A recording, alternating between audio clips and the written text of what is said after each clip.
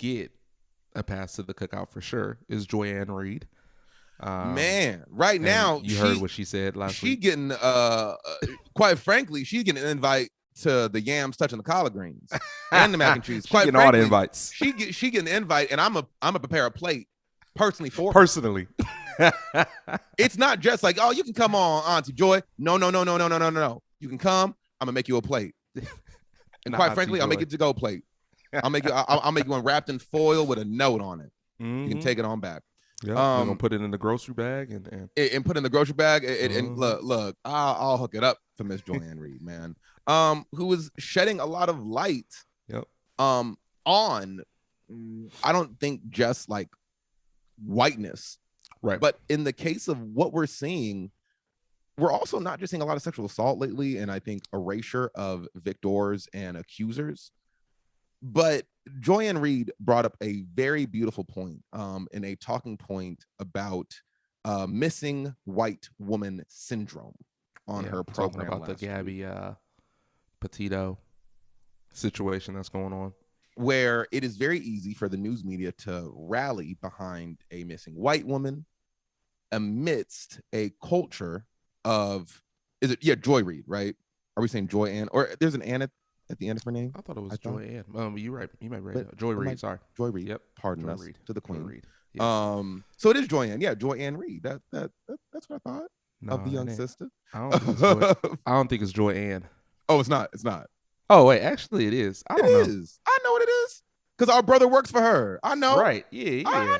Shout out to our brother too. Shout out to our brother Jahan. Come on now, just doing God's work. Oh yeah, it is. It's Joy Ann Reid. Yeah, Joy Ann Reid. I know what it is. I know it wasn't tripping. I know.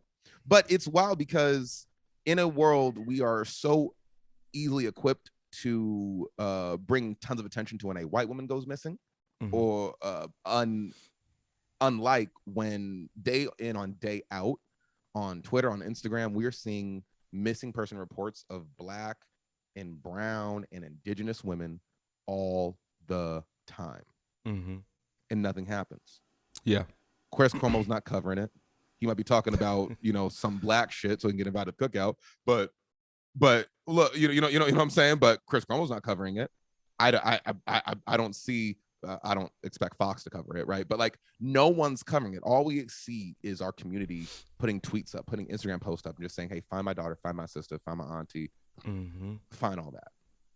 And so, I at one point saw where Joy Ann Reid's comments were a little done in just poor timing.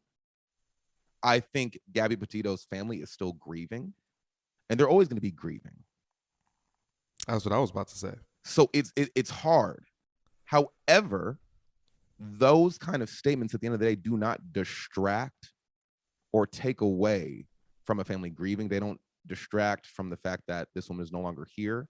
And I think it does still shine a greater light on how us as a community can make sure that we band together to assure that there's equal equity and accountability for all people, and especially women and young women when they do go missing. Because again, it's so easy for us to just be so entertained about this husband took, or fiance took her across country, now she's missing, and then she's found dead. But again, stuff like this is happening all the time. That's true, especially to Black and indigenous women. And I think it was really great because there was an article that was kind of written in response to Joy Ann Reid, where all they asked for was, if you're going to say that, could you also give repass for a list of people who are still missing so we can make sure that we're doing our part. And so there was an article, I'll see if I can find the link post-pod to share on our social media, but it is a directory of just women, and a lot of indigenous women. It's very sad.